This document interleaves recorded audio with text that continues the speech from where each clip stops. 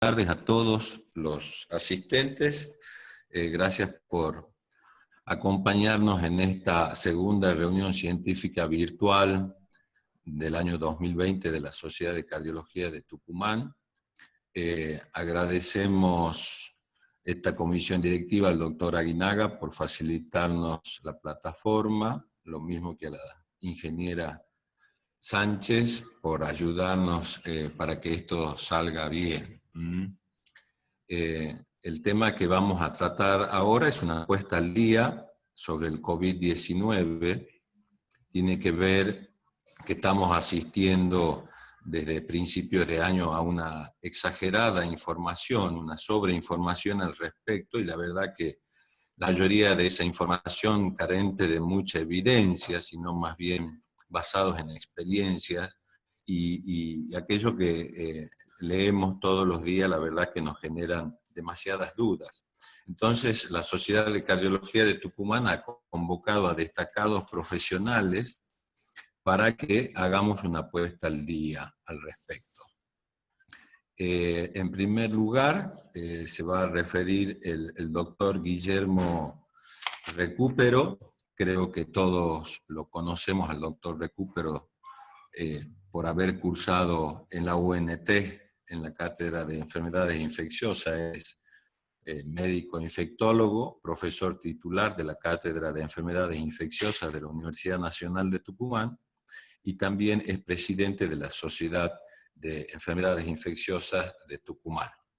Le agradecemos la presencia, doctor. Él se va a referir a los aspectos virológicos y epidemiológicos del COVID-19.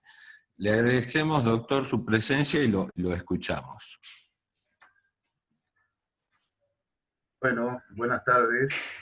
Agradezco a la Sociedad de Cardiología de Tucumán que me ha permitido compartir con ustedes esta ponencia. Voy a empezar a compartir mi pantalla. ¿Ahí ven mi pantalla? No. ¿No ven mi pantalla? No. Es desde la opción compartir pantalla que se encuentra ahí abajo. Sí, sí, compartir, ahí está. A ver, ahora sí. ¿Ahí ven?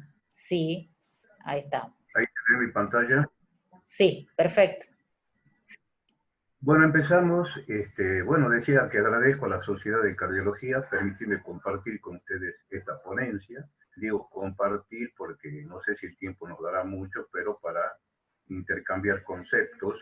Miren ustedes, esta enfermedad nos plantea, me ha parecido importante estos tres elementos, perdón, estas tres frases consideradas.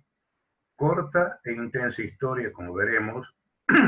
Aprendizaje en tiempo real, lo que decía recién Jorge, que mientras se va transcurriendo la enfermedad, nosotros vamos aprendiendo y van saliendo trabajo, van saliendo apreciaciones, van saliendo conceptos, y lo que ahora ya sabemos, que lo que empezó siendo una enfermedad preponderantemente respiratoria, hoy la podemos considerar como una enfermedad sistémica.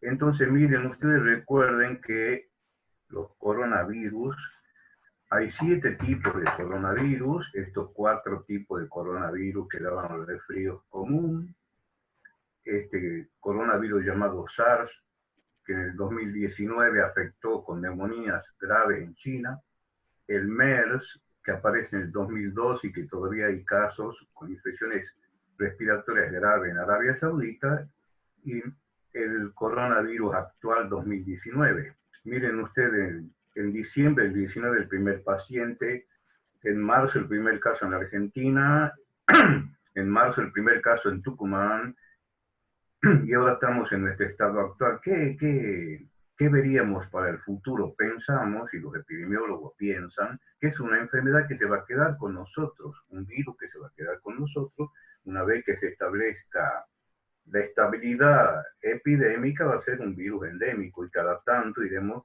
así como pensamos en influenza, como pensamos en otras virosis, cada tanto a lo largo de los próximos tiempos debemos ir pensando en este virus. Hemos dicho que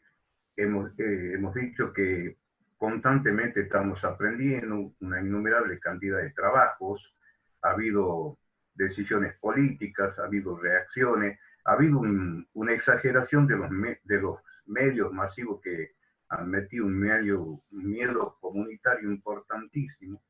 Estamos viviendo con reacciones sociales, se está abriendo una corriente epidemiológica que algunos la están discutiendo. Yo creo que es el momento de sentarnos a pensar si la epidemiología actual permite hacer otras cosas o encarar de otro modo esto que se ha encarado, pero bueno, no nos da el tiempo aquí para eso. Entonces avancemos. Quiero que quede como claro esto, que es momento de rever estas situaciones.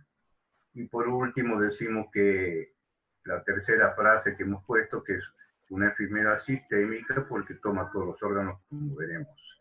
Disculpen que vaya muy rápido, pero el tiempo, Jorge me ha dicho no te pase un minuto porque te saco de pantalla, entonces yo tengo que seguir. Bueno, este es el coronavirus, es un ARN virus, y lo que nos interesa ver es que hay una proteína de membrana, la proteína que va a permitir entrar en la célula. Miren, si nosotros miramos el microscopio electrónico, esta es la proteína de membrana. Esa proteína de membrana va buscando un receptor celular. En el organismo humano todo el intercambio se hace a través de receptores de membrana. Entonces esto como si fuera una llave, disculpe la simpleza de esta diapo, pero me parece interesante para introducirnos en la fisiopatogenia del virus. La espícula esta sería como una llave que va buscando un receptor, y aquí está el receptor de membrana, que es la enzima convertidora de angiotensina, que le hace la enzima se adhiere y es como si le abriera la puerta para que el virus entre a la célula. Una vez que el virus entra a la célula, ¿a dónde va? Va a la zona de la célula, porque el virus no puede fabricar sus propias proteínas. Entonces necesita utilizar la estructura celular. El virus le fabrica las proteínas propias del virus, y entonces en pasos, los 6 pasos de la infección, podemos decir esa proteína S que hablábamos busca su receptor, en los receptores de la enzima convertidasa, que están en numerosas células, no solamente en el alveolo, y hay que ir pensando que estos receptores están en el endotelio, como ya veremos, qué implicancia tiene que tener el endotelio. Está en el pulmón, está en el riñón, está en el intestino, etc. El virus pierde su cubierta, libera su ARN, este se va a los ribosomas de la célula huésped, utiliza esta organela para que logre sus componentes virales, ARN y proteínas virales, que el virus por sí solo no puede fabricar. Por este mecanismo se producen miles de copias de ARN viral. Por acción enzimática se ensamblan las proteínas y ya tenemos un nuevo virus. ¿Y qué le pasa a las células mientras esto está trabajando para el virus? Hay una acción citopática directa del virus, la célula se enferma y muere. Entonces tenemos una acción directa del virus. Pero esta enfermedad no termina en una acción directa del virus, sino el organismo no permanece impasible, no permanece indiferente. El organismo tiene su sistema defensivo, su sistema inmunológico, y ustedes acuérdense que el sistema inmunológico teníamos se lo ha clasificado en dos reacciones, la inmunidad innata y la inmunidad adaptativa. ¿Cuál de los dos? A veces preguntamos, ¿cuál de las dos es más importante?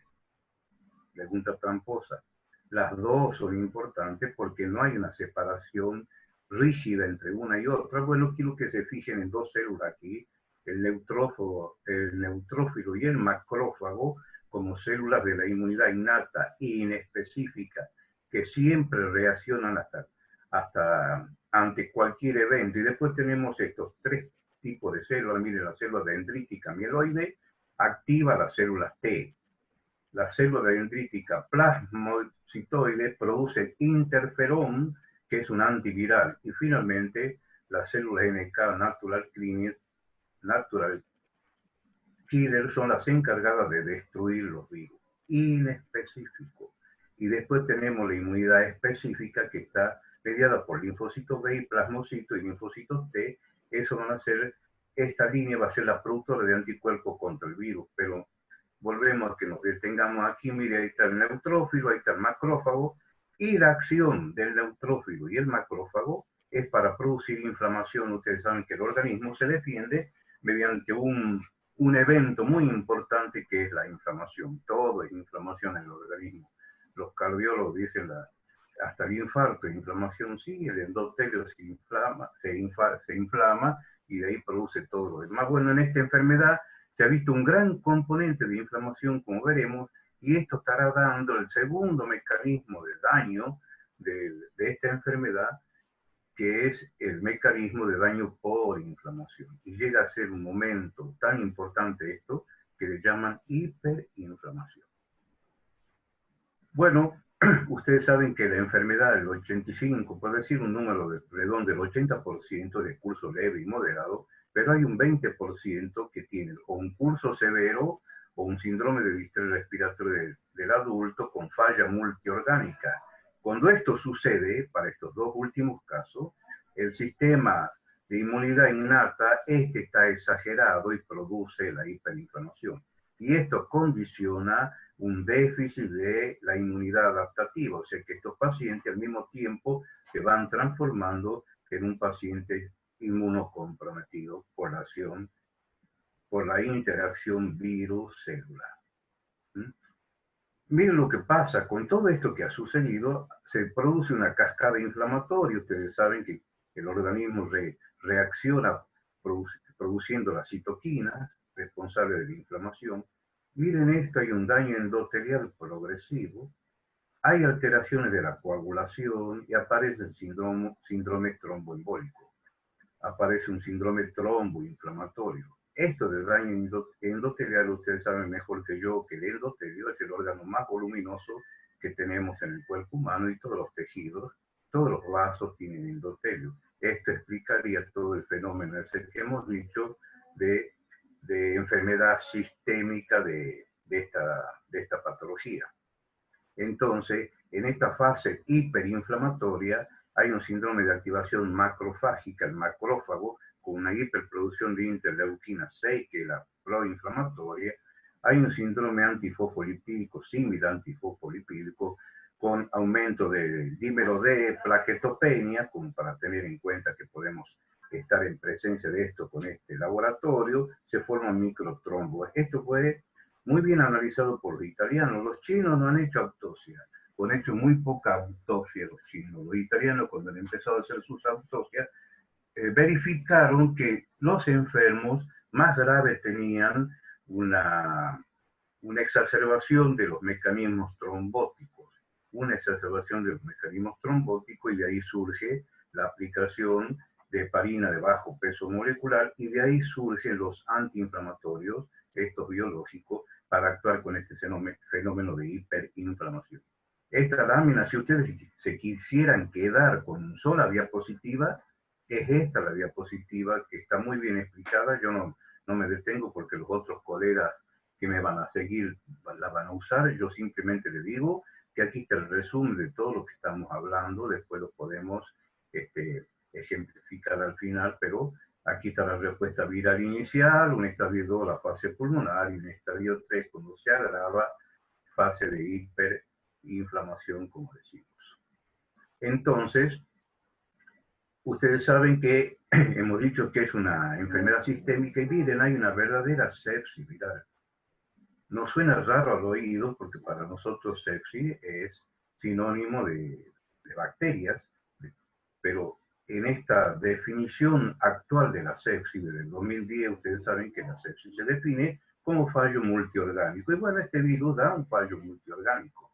Da alteraciones de la coagulación, un daño endotelial y una respuesta inmunológica que es responsable de esto. Y no hay órgano prácticamente de la economía que no reciba la influencia nociva de estos virus. Vamos al aspecto clínico. Nos ha parecido importante el abordaje inicial del paciente febril. Ustedes saben que el paciente que tiene fiebre puede estar encuadrado dentro de lo que le llamamos el síndrome febril. Esta enfermedad plantea síndrome febril agudo con foco.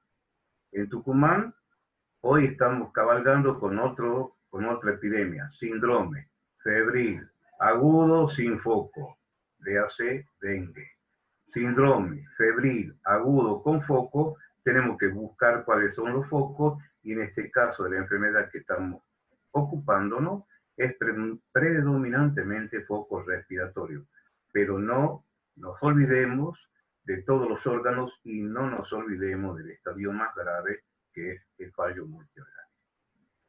Entonces, nuestros pacientes van a tener una denominación de caso sospechoso, cuya guía es todo lo respiratorio, es el contacto con pacientes que tengan una zona de circulación viral, es una alteración del gusto y del olfato inicial, es neumonía sin una etiología posible, y se empezó a poner la mirada en el personal de la salud, y se empezó a poner la mirada hoy en instituciones cerradas, en personal de la salud, y esto es lo que hemos dicho al principio. Ahora ya la epidemiología tendría que mirar y hacer una epidemiología de grupos, una epidemiología de sectores, y bueno, los sectores de hacinamiento, los hogares de ancianos, ahí habría que poner esto. Ustedes saben que hay países que están abriendo la cuarentena, hay países que ya en Francia están yendo a las escuelas, etc. ¿Por qué? Porque están utilizando esta metodología epidemiológica de trabajar sobre grupos y no una epidemiología tan general como está hasta ahora. Bueno, el periodo de incubación, ¿no es cierto?, que dura 5 días término medio hasta 14 días. Miren, esto es importante porque hay un periodo de incubación que no tiene síntomas, pero ¿qué puede pasar? Se ha visto que en este periodo puede contagiar. En este primer periodo aparece la carga viral aumentada. Ustedes saben que carga viral es sinónimo de cantidad de virus, ¿no es cierto? Después se equilibra la carga viral y va desapareciendo. Los enfermos más graves, la carga viral tarda mucho más tiempo en desaparecer. Entonces, no nos detenemos, ya todos conocemos las características de clínica, la más importante: fiebre, patología respiratoria, fatiga. Es una gripe, si ustedes quieren decir. Si usted dice simplifica en honor del tiempo, yo le podría decir que es una gripe, sin temor a hacer un reduccionismo, pero es más o menos la presentación clínica, uno podría quedarse con eso. Miren la evolución de esto. La evolución puede ser 1 o 3% asintomático. Miren, el 80% es una enfermedad leve. El 80% es una enfermedad leve. El 13 al 16% puede ser una enfermedad grave, ¿no es cierto? El 6% una enfermedad crítica, que ya estaría enfermo en terapia con respirador, capaz que con hemodiálisis, con múltiples catéteres, etcétera, etcétera, y tiene una mortalidad del 1 al 3%. Bueno, no me detengo en esto porque aquí la doctora Stock seguramente hablará más que yo de esto, pero esto comenzó siendo las manifestaciones clínicas más importantes de la respiratoria. Recuerden que la neumonía grave de la comunidad, uno se tienta y dice, bueno, le saquemos a la enfermedad algo más que nos quede en la cabeza, y en infectología uno se tienta y pone esto. No solamente el COVID da neumonía grave de la comunidad. Miren, si yo le pongo esta placa, algunos podrán decir, ¿puede ser de un COVID? Sí, esta placa puede ser de COVID. Sí, miren esta filometrina de la comunidad, neumonía grave. Miren esta, hantavirus.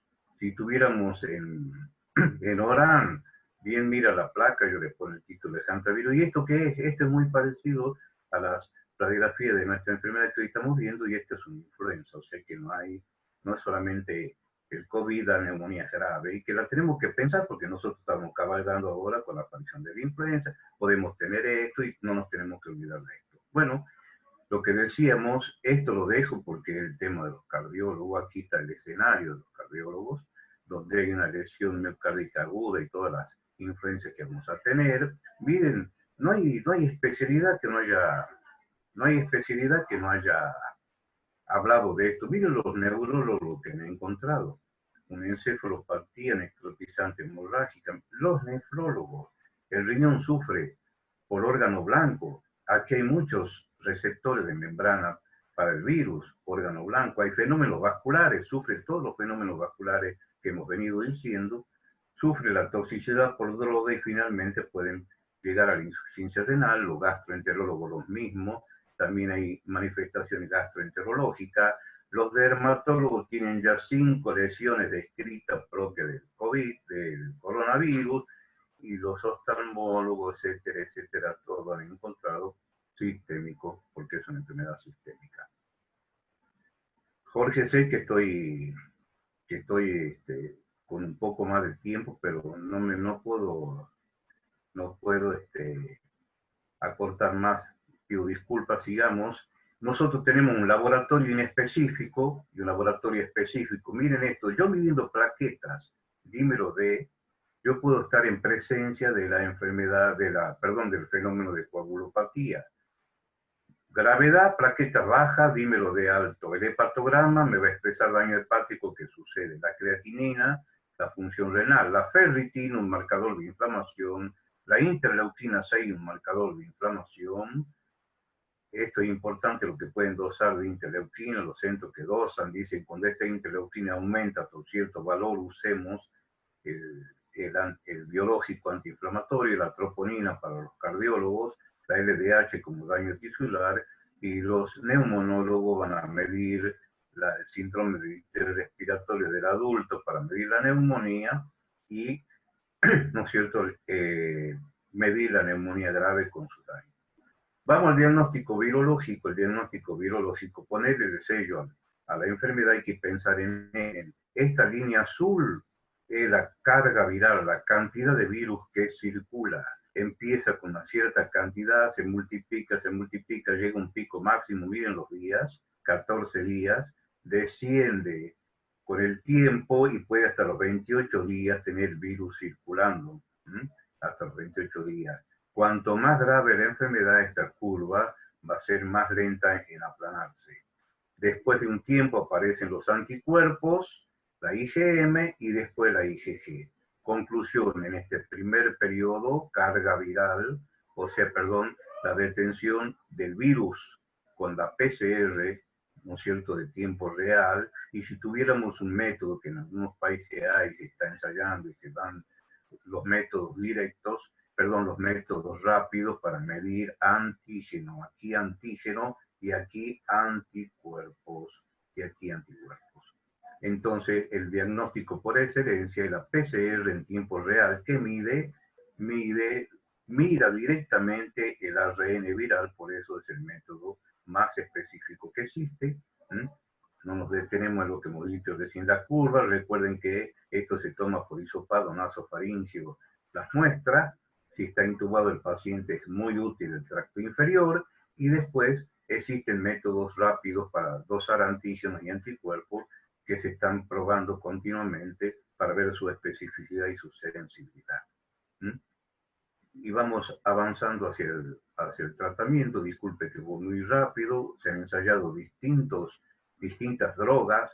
Ustedes van a ver distintas drogas que se están ensayando con distintos resultados, pero bueno, se hace lo que se tiene a la mano y muchos pacientes reciben distintos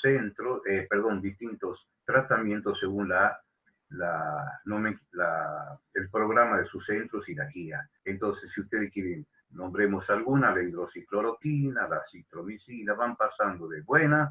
Después, a veces hay otro trabajo que la hace decaer, pero esto es lo que hay: hidroxicloroquina, acitromicina, lopirritor y remdesivir, que estos son antirretrovirales. Miren esto, plasma de convaleciente. Ustedes saben que la Argentina tiene una muy buena experiencia de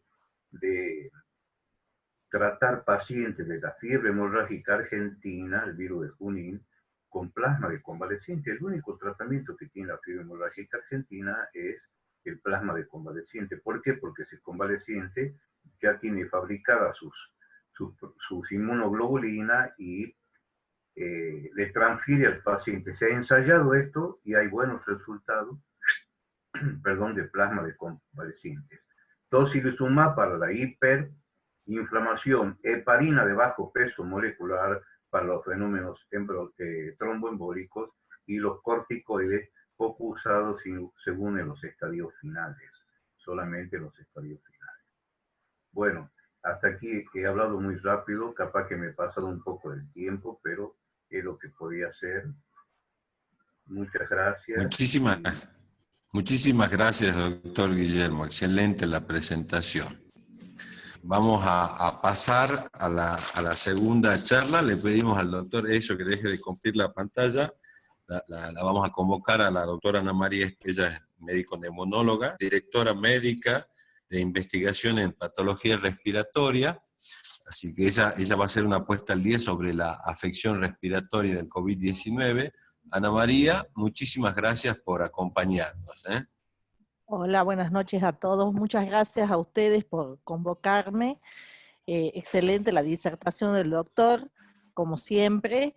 Bueno, yo les voy a hablar un poco de, más que de patología respiratoria en general que produce el COVID, lo importante es nosotros, desde la Sociedad de Medicina Respiratoria de Tucumán, convocamos a todo el NOA todos los viernes, hacemos ateneos de pacientes, y lo primero que presentamos es tratar de ver cómo nos vamos a ubicar ante el paciente COVID.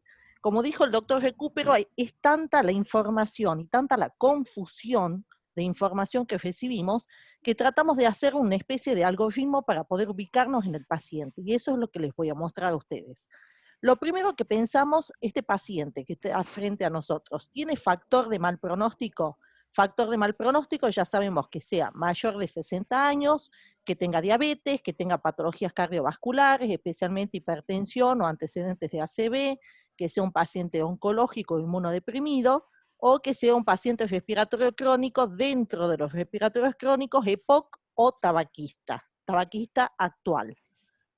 Y como mostraba el doctor Recupero, tenemos que ubicarnos en qué fase de la infección se encuentra nuestro paciente. Entonces dividimos, esto es algo esquemático, pero nos ayuda a orientarnos un poco para ver en qué fase se encuentra y qué tratamiento o qué conducta terapéutica vamos a tener con el paciente.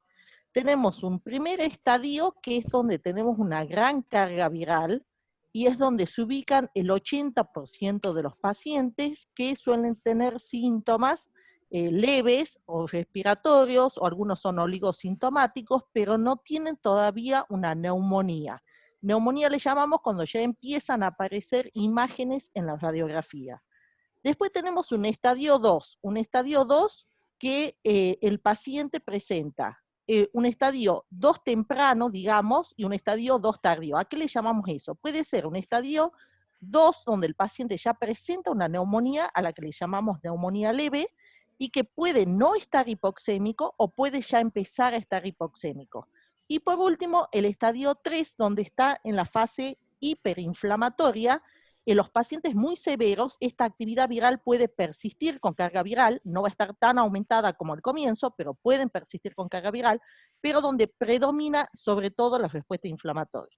Entonces, en base a donde lo ubicamos al paciente, nosotros describimos, el paciente es un paciente leve cuando está acá, que puede ser de bajo riesgo, de alto riesgo, que vamos a tener que diferenciarlo, porque eso nos va a cambiar la conducta.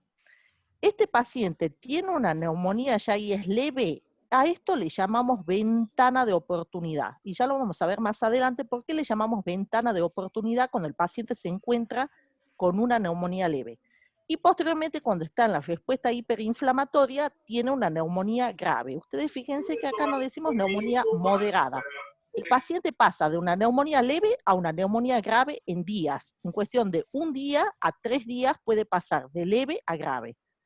Y esta neumonía grave puede ser un paciente sin distrés o un paciente con distrés. Entonces, en base a eso, una vez que nos ubicamos en el paciente, podemos asumir qué conducta terapéutica que puede ir cambiando a lo largo del tiempo. Y acá nos viene el problema. Cuando tenemos que poner qué conducta terapéutica tenemos que tener con estos pacientes, ustedes saben que en estos últimos, digamos, 4 meses y medio, tenemos más de 10.000 artículos publicados con respecto a COVID. O sea que es una infodemia y una confusión tal que muchas veces cuando leemos los artículos no sabemos si sí, si no, si tal vez. ¿Por qué? Porque tienen muy escasa evidencia científica o son estudios preclínicos basados en otras epidemias o solamente opinión de expertos o estudios observacionales, o solamente se usa de uso compasivo los fármacos bajo consentimiento, y los protocolos que existen hasta ahora son de evidencia muy cambiante, Sí es verdad que ya hay muchos ensayos clínicos en marcha y que espero que estén antes que se acabe la pandemia. Ahora, el primer punto, factor de mal pronóstico. ¿Por qué llamamos o decimos que estos pacientes a los que se agregó últimamente la obesidad también como factor de mal pronóstico tienen mal pronóstico? Porque estos pacientes evolucionan mal, a diferencia de otras virosis, por ejemplo en la influenza, que afecta más a personas jóvenes, el H1N1 asmáticos o a embarazadas. En cambio, este afecta a mayores de 60 y con todas estas comorbilidades. Porque se vio que este tipo de patologías, o en mayores de 60 años, y también en sexo masculino, tienen una mayor expresión de ese receptor AC2, que nos decía el doctor Recupero, lo que permite el ingreso mayor del virus, y esos pacientes tendrían una mayor carga viral, que es lo que les da una mayor severidad. Pero no solamente tienen mayor carga viral, sino que tienen aparentemente, al ser mayor de 60 años, ser de sexo masculino y tener estas comorbilidades, tienen un desbalance inmunológico, que es lo que les produciría esa hiperrespuesta inflamatoria. Entonces nos ubiquemos primero en el paciente. Decimos paciente leve. Un paciente leve, ¿qué puede ser? Lo primero que tenemos que pensar en ese paciente leve, este paciente, ¿tiene factores de riesgo o no tiene? Si el paciente no tiene factores de riesgo y es leve, nos fijamos en dos cosas. Básicamente, ¿cómo está su frecuencia respiratoria? ¿Tiene rales crepitantes o no? ¿Y cómo está la saturación? Si ese paciente está bien, con una frecuencia respiratoria baja, sin rales, con una buena saturación, lo podemos mandar a la casa y hacer control domiciliario.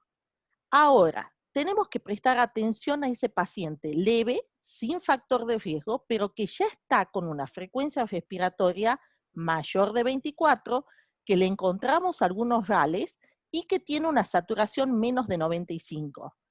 A este paciente, a igual que el paciente leve con factores de riesgo, por lo menos le vamos a pedir un laboratorio básico y le vamos a pedir una radiografía de tórax para ver si presenta o no lesiones en la radiografía. Entonces, lo que siempre les digo a mis colegas, los neumonólogos, que no nos confiemos tanto en el paciente leve, en esta patología, porque el paciente leve tenemos que evaluar tres cosas importantes. Ese paciente leve tiene mayor de 60 años, tiene factores de riesgo o comorbilidades de severidad y tiene alguna variable de gravedad de su enfermedad. ¿Y cuáles son esas variables? Las más importantes, que tenga una frecuencia respiratoria más de 24 y que tenga una saturación menos de 95. Fíjense, eso lo vamos a ver más adelante, porque es importante medir la frecuencia respiratoria a la que no estamos acostumbrados. Generalmente le medimos signos vitales, temperatura, le medimos frecuencia cardíaca, le medimos TA, pero no medimos la frecuencia respiratoria. Ojo, que no les digo porque sean cardiólogos, la mayoría que estén escuchando, hago mea culpa que los neumonólogos tampoco medimos frecuencia respiratoria y vamos a tener que con esto aprender a medir la frecuencia respiratoria de los pacientes. Que sea de sexo masculino o que tenga otras variables de gravedad, por ejemplo, que yo le escucho rales crepitantes, que tenga una radiografía patológica con infiltrados y en el laboratorio que tenga linfopenia, que tenga un dímero D alto, que tenga un LDH alta. Entonces, en base a esto, podemos tener 6 escenarios posibles de estos pacientes. Fíjense que tenemos un escenario, que es un paciente que solamente, que no tiene, es leve, pero no tiene edad mayor de 60, no tiene factor de riesgo, no tiene variable de gravedad.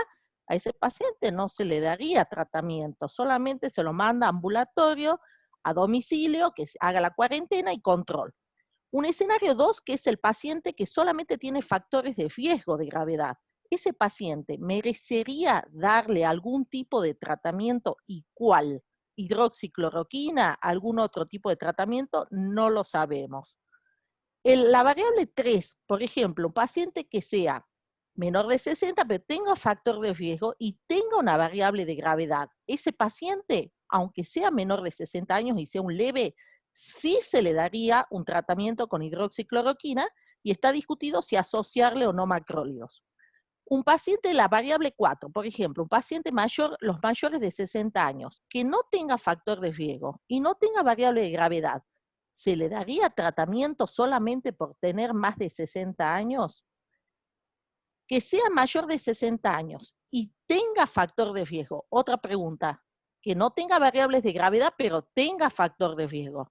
¿Le tengo que dar algún tratamiento? También es una incógnita. Y por supuesto, si es un paciente mayor de 60 años, factor de riesgo, una variable de gravedad, sí le voy a dar tratamiento y está discutido si ya tendría que empezar con otros antivirales, no solamente hidroxicloroquina.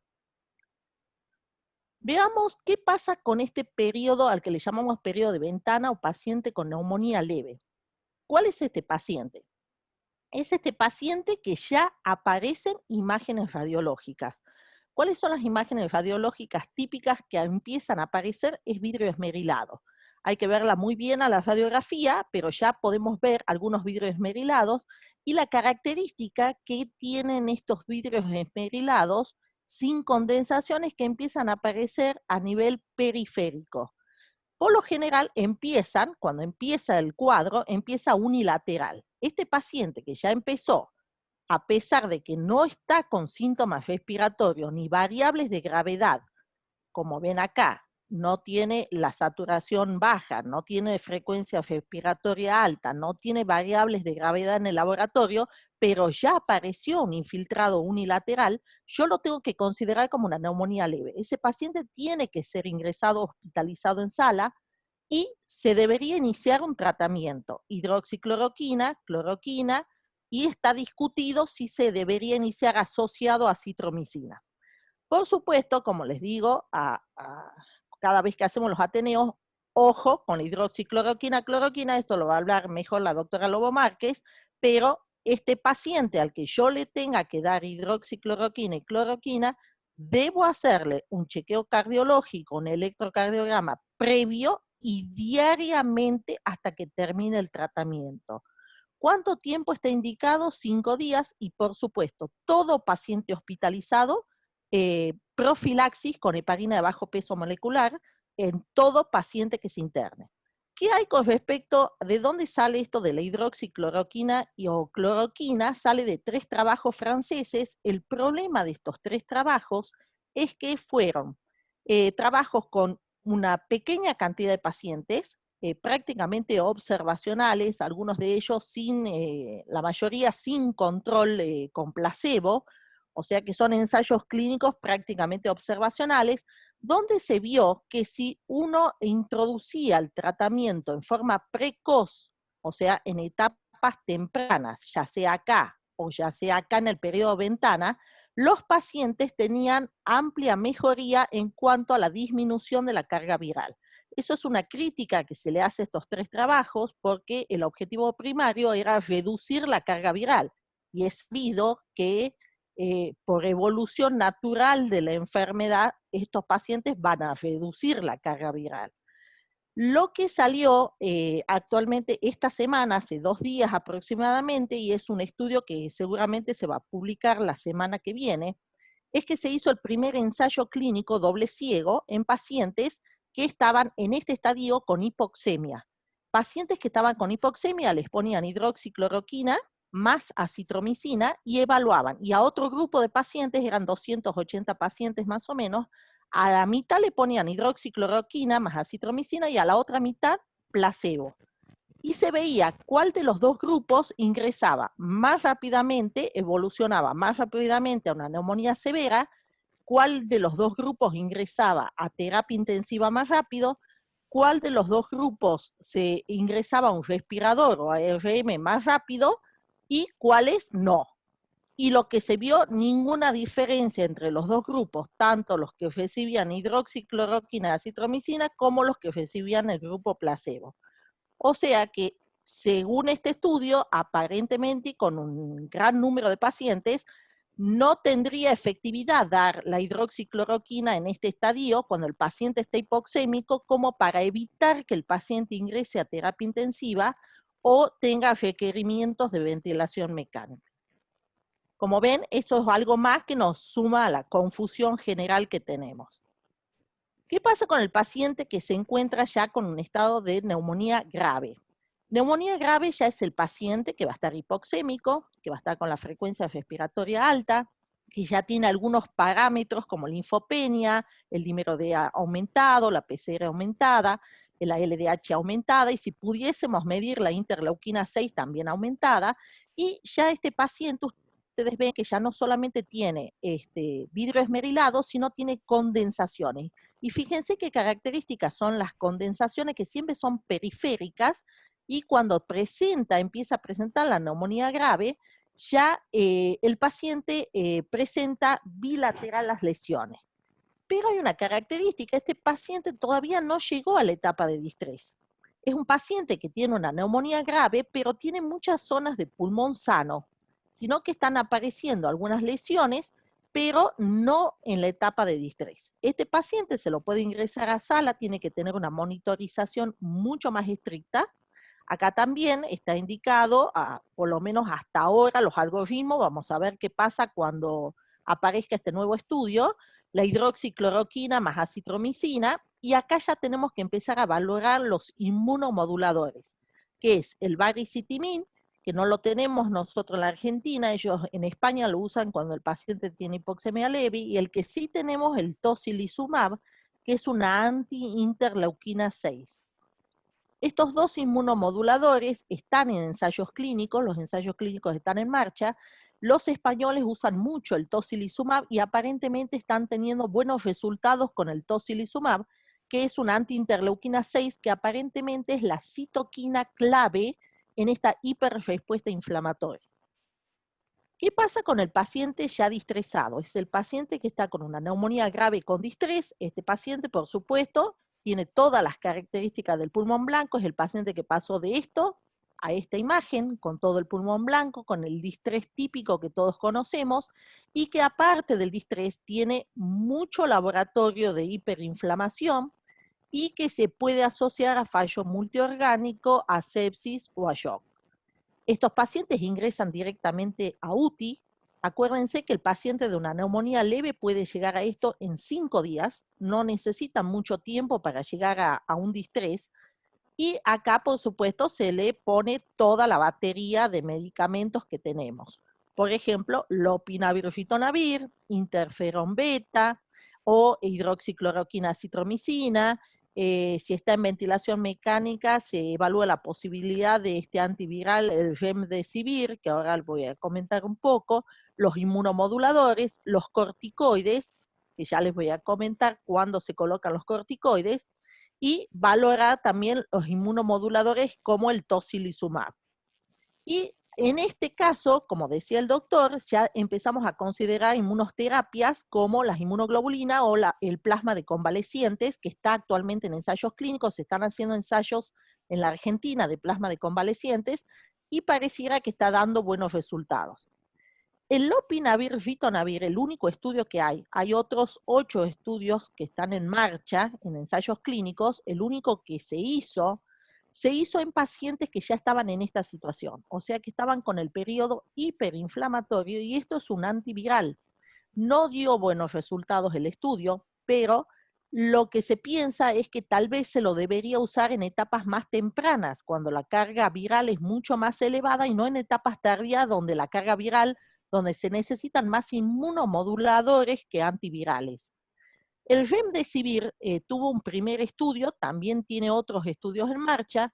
El remdesivir fue muy criticado, este estudio, porque estuvo muy mal diseñado. En realidad fue un estudio que no estuvo contra placebo, lo diseñó y lo publicó el mismo laboratorio que lo tiene al medicamento. Es un medicamento que se lo utilizó en el ébola, cuando fue la epidemia de ébola, pero no tuvo buenos resultados, y los resultados, según este estudio, fueron alentadores, pero como tenía muchas equivocaciones metodológicas el estudio, no se lo está considerando como de primera línea, sino solamente de uso compasivo, y se está esperando los nuevos ensayos clínicos para decidir si sirve o no el medicamento. Lo que se tiene mucha esperanza, como dijo el doctor Recupero, en las inmunoglobulinas y plasma de convalecencia, El único problema es que son costoso obtener esto, es muy costoso, así que vamos a ver si se lo podría aplicar en todos estos pacientes. Y otras dianas terapéuticas como se está investigando otros biológicos como antiinterleuquina 1, otros anticitoquinas que están también en estudios, pero que el problema es que están teniendo muchos eventos adversos.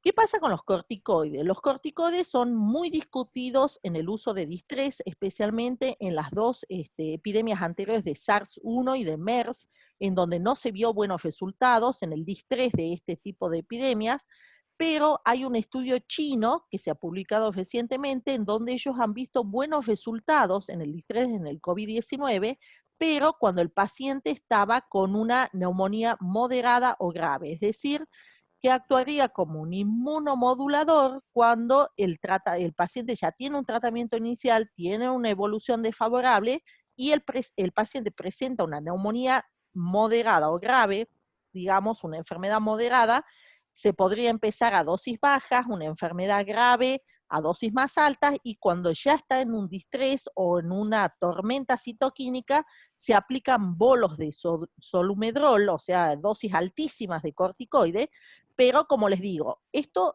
se aplica en muchos algoritmos en muchos países. El problema es que está discutido todavía el uso de corticoides.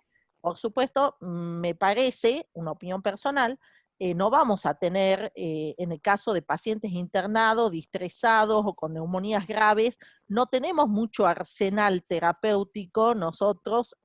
Acá ya se ha visto que el lopinavir y ritonavir no funciona cuando el paciente está en esta situación, que la hidroxicloroquina y la citromicina, en el estudio este nuevo que les acabo de decir, aparentemente tampoco tendría mucha acción. Entonces, tocilizumab sí tenemos, pero es carísimo, no es fácil de acceder.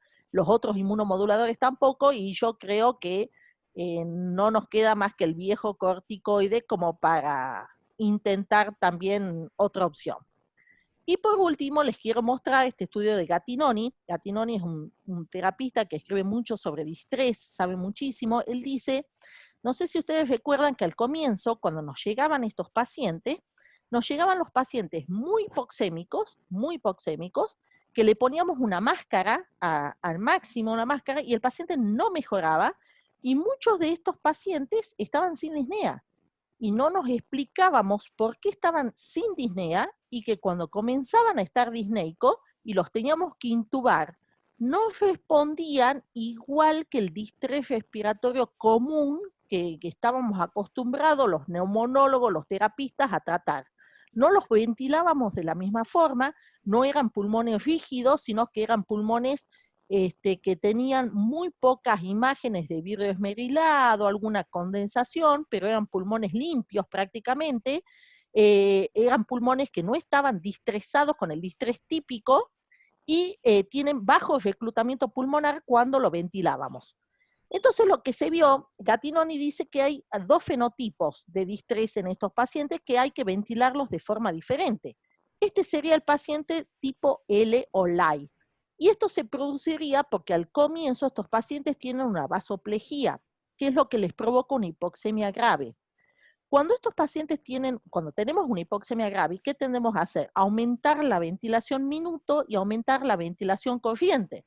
¿Y eso qué nos lleva? Al aumento de la frecuencia respiratoria. Eso genera una presión intratorácica negativa.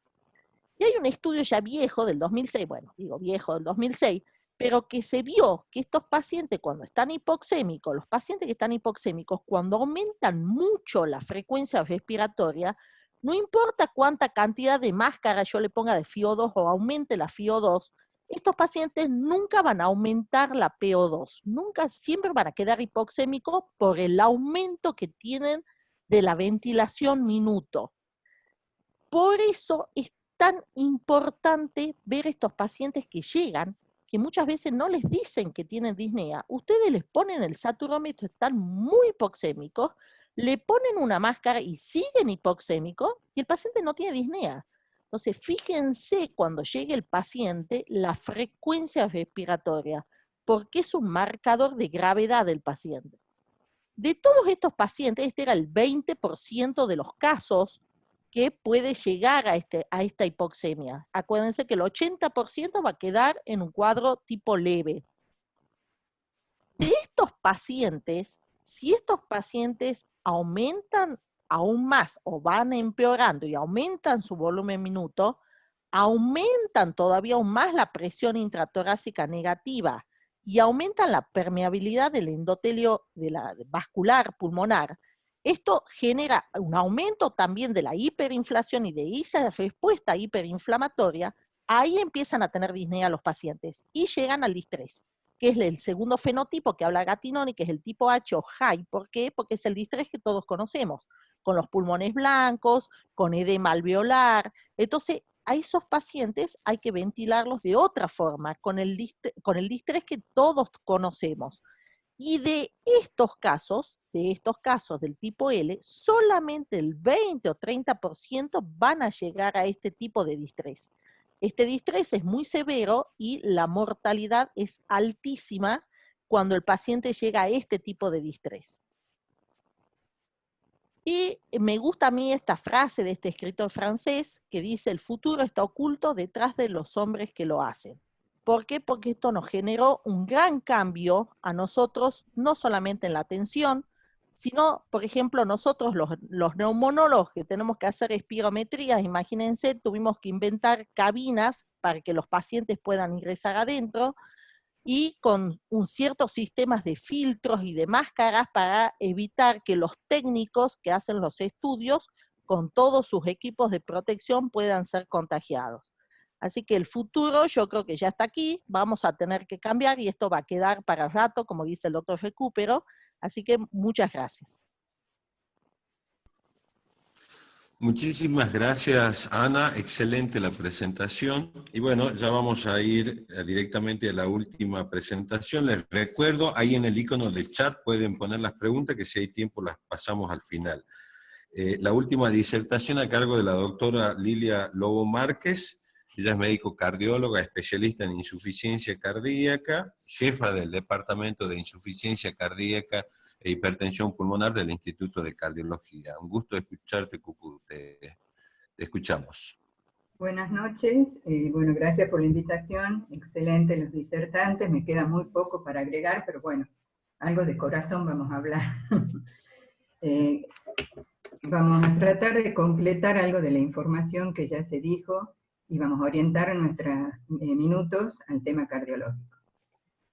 Sin duda que la pandemia esta que estamos viviendo es una pandemia dinámica que tiene un incierto perfil clínico y no tenemos un tratamiento específico conocido. Todo lo que vamos a hablar en realidad es la información que tenemos al día de hoy, 28 de mayo, porque como lo expresaron los disertantes anteriores, esto cambia momento a momento, y lo que les voy a transmitir es la experiencia de los centros del mundo que trabajan en primera línea. Toda esta información es difusión y publicación en realidad que no ha tenido el rigor científico al que estamos acostumbrados, sino que corre en forma paralela a la pandemia, pero actualmente ya hay más de 1.600 estudios que se están haciendo sobre COVID-19. La primera alerta cardiológica en este escenario fue el hecho de la advertencia que hubo de qué pasaba con nuestros pacientes que tomaban inhibidores de la enzima de conversión o bloqueantes de los receptores de angiotensina. Esto surgió debido a que teníamos alguna evidencia de animales de experimentación que cuando se bloqueaba este sistema había un ascenso de AC2 porque estos sistemas se balancean y mantienen la homeostasis cardiovascular. De ser así, una de las hipótesis planteaba que el bloqueo del sistema renina-angiotensina-aldosterona daba mayor posibilidad que nuestros pacientes se infecten por SARS-CoV-2 y los ponía en mayor riesgo. Pero era una hipótesis y no sabemos si en humano esto pasa realmente. La otra hipótesis, pero a favor del bloqueo de este sistema, era que AC disminuía cuando se unía el virus a este receptor, entonces había una regulación descendente y el efecto periférico de AC2 también estaba disminuido. Entonces la posibilidad que angiotensina 2 pase a angiotensina 1,7, que es un sistema beneficioso para la parte cardiovascular, era disminuido y teníamos mucho nivel de angiotensina 2 circulando. Entonces tener bloqueado el sistema renina-angiotensina era algo bueno. Y la otra hipótesis a favor era que para que el virus se una al receptor AC2 necesita una proximidad con el receptor de angiotensina 1, y necesita que este esté funcionando adecuadamente. Por lo tanto, si bloqueábamos este receptor, por ejemplo, con un bloqueante de los receptores de angiotensina como los ARTAM, era probable que AC2 no funcione adecuadamente y el virus podría no unirse a este receptor. Esto generó que actualmente tengamos estudios en marcha con bloqueantes de los receptores de angiotensina 1 en pacientes con infección con COVID-19. La otra alerta cardiológica fue entender que el receptor AC2 no se encontraba solo en el pulmón, y como se expresó anteriormente, no es una enfermedad solo del pulmón, sino que esto se presentaba como una enfermedad sistémica.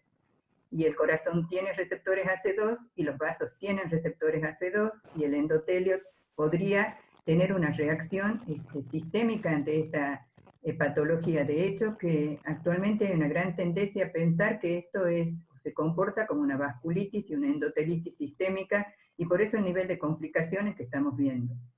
La tercera alerta cardiológica ya empezó con el reporte de Wuhan, que después se reprodujo en los otros continentes del mundo, que demostraban que las poblaciones que se enfermaban eran pacientes más grandes, varones, y que tenían comorbilidades. Más preocupante fue ver que los pacientes que morían pertenecían a estos grupos etarios y tenían las características clínicas de la población que los cardiólogos estamos acostumbrados a ver: gente añosa, sexo masculino, hipertensos y diabéticos. La cuarta alerta cardiológica, que entre todas las variables de riesgo que se explicaron anteriormente, que marcan inflamación, que marcan daño de órgano, había dos en particular que al aumentar marcaban mayor mortalidad, pero también nos anticipaban que íbamos a tener complicaciones cardiovasculares. Una era el dímero D, su ascenso nos hablaba de peor evolución y nos anticipaba las complicaciones tromboembólicas que aparecerían, y también la troponina, como indicador de daño cardíaco, pero también marcador de pronóstico. Actualmente hay una gran discusión si es que a todos los pacientes hay que hacerle troponina, no solo por el impacto del daño cardíaco que pueda haber en la evolución de esta enfermedad, sino que evidentemente en todos los reportes que hay, su ascenso está relacionado con mala evolución. Con toda esta información no fue raro empezar a ver artículos como este que ven acá, en donde empezaban a advertir al mundo de que los pacientes que tenían enfermedad cardíaca, que eran hipertensos o diabéticos, y que venían tomando este tipo de medicación, que suben el receptor AC2, según esta hipótesis probada en los animales, pero no en humanos, tenían más riesgo de enfermar en forma severa por COVID-19. Mientras estas publicaciones, tal vez sin fundamento científico válido, se leían por todas partes, las sociedades científicas americanas, europeas y también de nuestro país en forma conjunta sacaron notas y alertas a los cardiólogos de que no debíamos suspender estas medicaciones. Tenemos demasiada evidencia a favor que las drogas de bloqueo neurohormonal del sistema renina-angiotensina-aldosterona son buenas, que no tenemos evidencia en contra de estas drogas, mucho menos en esta época de pandemia, donde toda la información es sin aval científico sólido, que los pacientes hipertensos, no por ser hipertensos solamente, tienen más chance de tener mala evolución, y empezamos a ver cómo en realidad pareciera que la edad es lo que más impacta en el pronóstico de estos pacientes. El sistema inmunológico de la persona adulta, añosa, probablemente tenga un comportamiento distinto, entonces el factor de riesgo que predice la mala evolución podría ser la edad, y sí es cierto, los añosos tienen más factores de riesgo, pero no son los factores de riesgo el que marca el pronóstico, sino el solo hecho del envejecimiento. Y lo mismo nos pasó con la diabetes. Algunas páginas online que uno podía ver advertían a los pacientes que debían suspender los hipoglucemiantes. Llamaba la atención ver cómo estos hospitales de Reino Unido, en particular este que les puse aquí de ejemplo, decía que los inhibidores del SGLT2 debían ser suspendidos cuando hay COVID-19 porque tenían grandes complicaciones en los pacientes. Parecerían olvidar que la ficha técnica de estos medicamentos ya advierte, y antes de COVID-19, que frente a cualquier infección, esta complicación puede aparecer. Lo sabemos todos, sabemos que una infección urinaria puede generar una cetoacidosis diabética. Entonces hay información que realmente nos da mucha confusión. Hay que ser claro en esto, los pacientes deben seguir manejados, los pacientes diabéticos con sus hipoglucemiantes. Tenemos drogas que son muy buenas, no deben ser suspendidas, mucho menos si el paciente no tiene ningún síntoma de infección. E incluso hay en investigación drogas que actúan por la enzima dipeptidilpeptidasa 4, los inhibidores de esta vía, que lo usan para tratamiento de diabetes, Y como el virus también usa esta vía para entrar a las células, se ha visto que los pacientes que toman este tipo de hipoglucemiantes podrían tener más chances de no enfermar. Y esto se vio ya en cultivos celulares de anticuerpos dirigidos a esta vía, que disminuían la chance de infección viral en la infección en la época de MERS. Entonces hay toda una vía de estudio con esto, y hay mucho para hablar de los diabéticos. No tenemos tiempo ahora, pero realmente es un tema muy interesante, tienen un comportamiento distinto frente a la infección, tienen sugerencias muy particulares de las sociedades científicas en cuanto al manejo cuando estos pacientes adquieren compromisos serios o graves en la evolución de la enfermedad. Con todas estas cuestiones, no nos llamó la atención que desde febrero ya el American College anticipe que íbamos a tener complicaciones cardiovasculares en esta pandemia de COVID-19, como empezándonos a preparar a los cardiólogos a lo que podíamos comenzar a ver. Y el resultado de la injuria miocárdica en realidad es multifactorial. Si uno tuviese que preguntar por qué aumenta la troponina, y en realidad no hay un solo motivo. Si el corazón tiene receptores AC2, puede haber una invasión directa y un daño tisular directo. También sabemos que hay, y esto cada vez cobra más valor, una endotelitis, una injuria endotelial sistémica, una vasculitis. Si pensamos que estos pacientes tienen también posibilidad por la alteración en el sistema de coagulación de formar trombos a nivel de la microcirculación, hay una disfunción microvascular, también hay una disfunción macrovascular. Esto puede producir injuria miocárdica, puede producir cardiopatía por estrés. El estado inflamatorio también ayuda en todas estas expresiones clínicas. Por sí mismo puede producir daño miocárdico. Los pacientes que tengan enfermedad arterial coronaria previa pueden tener rupturas de placa por el estado inflamatorio, pero también pueden tener infarto de tipo 2 por la alteración entre aporte y demanda, debido a que puede haber hipotensión, aumento de las demandas metabólicas, o por la misma hipoxia que genera la enfermedad respiratoria. ¿Y qué se empezó a ver? Esto que ven acá ya ahora no se hace, no se recomienda en pacientes, que se hizo todo tipo de estudios, pero piensen que cuando esto se empezó a ver, había muchas cosas que no sabíamos que hoy las sabemos. Se consultaban pacientes con precordialgias, cambios en el electro y troponinas positivas.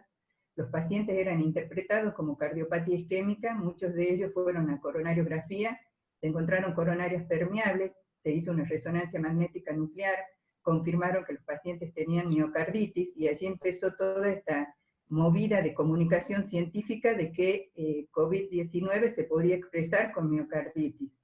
Y por eso también en los algoritmos hoy de diagnósticos diferenciales, tener presente que la miocarditis es una forma de presentación de esta infección y que debemos también descartarla para no estudiar pacientes de más, mucho menos con cateterismos o realmente hacer imágenes como una resonancia cuando no nos va a cambiar el manejo ni la conducta. Hay que ser muy precavidos, sabemos el alto nivel de infección que tiene este virus. Entonces hoy ya conocemos más cosas, probablemente vamos a ser mucho más cuidadosos y más criteriosos en el momento de hacer estudios.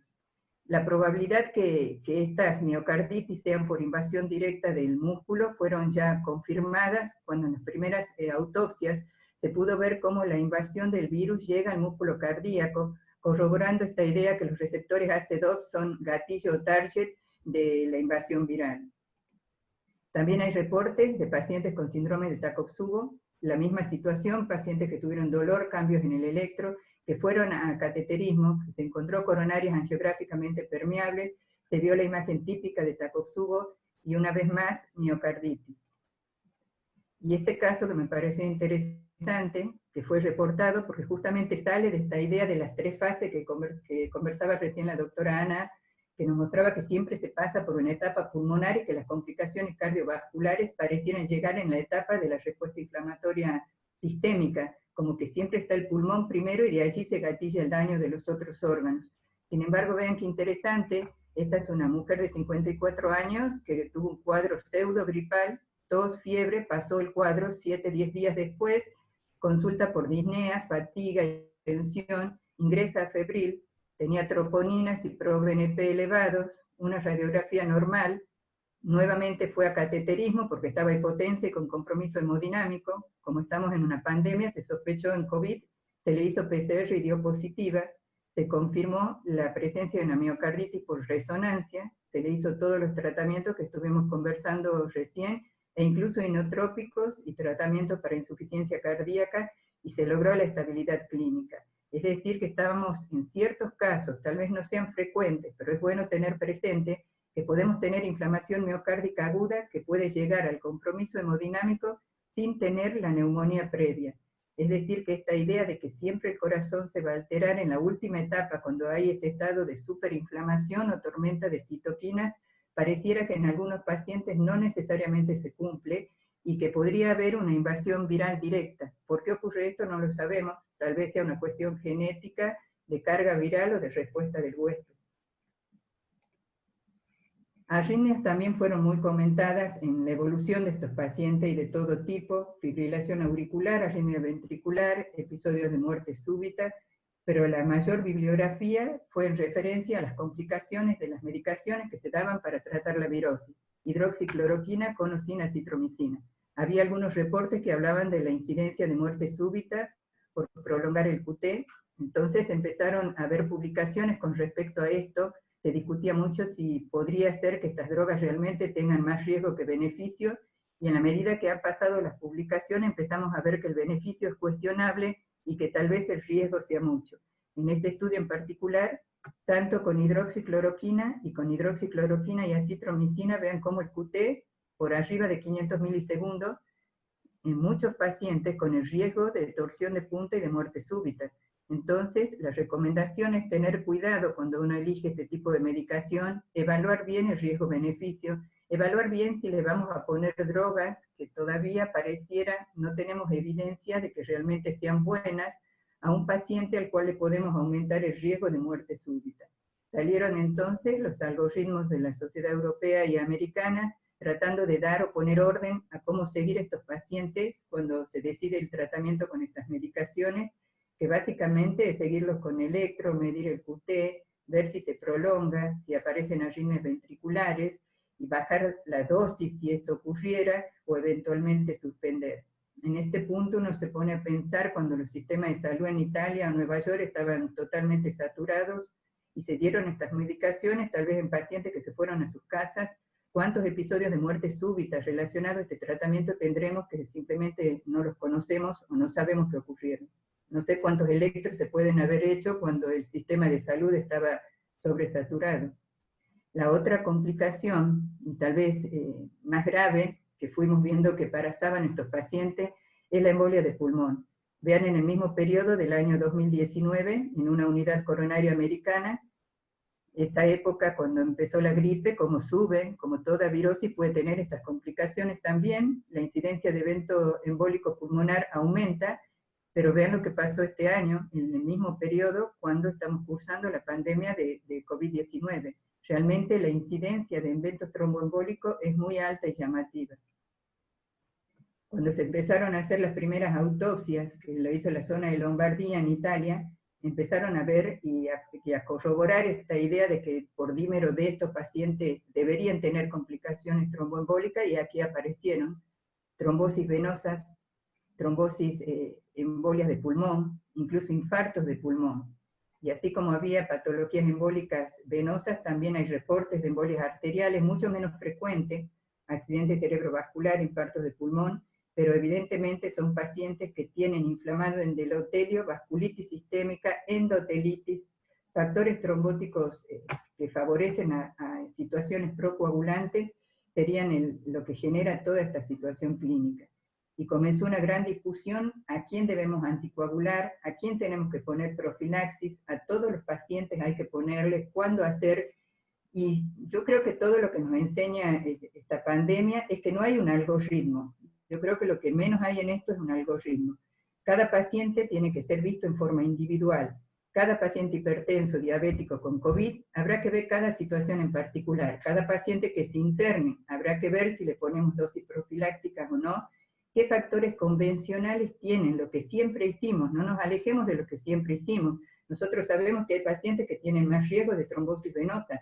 Bueno, habrá que evaluar eso y sumarle también qué riesgo de enfermedad o gravedad de enfermedad tiene. La Sociedad Europea presentó estos algoritmos combinando esta situación de alto riesgo tromboembólico con criterios de gravedad de enfermedad, más o menos para orientar los pacientes que podrían tener heparina de bajo peso profiláctica, dosis intermedias, si algunos de estos factores se combinaban, o dosis anticoagulantes, que pareciera que en los pacientes más graves, los que entran en respirador, los que tienen mayor activación o están con esta tormenta citoquina, necesitan estar anticoagulados.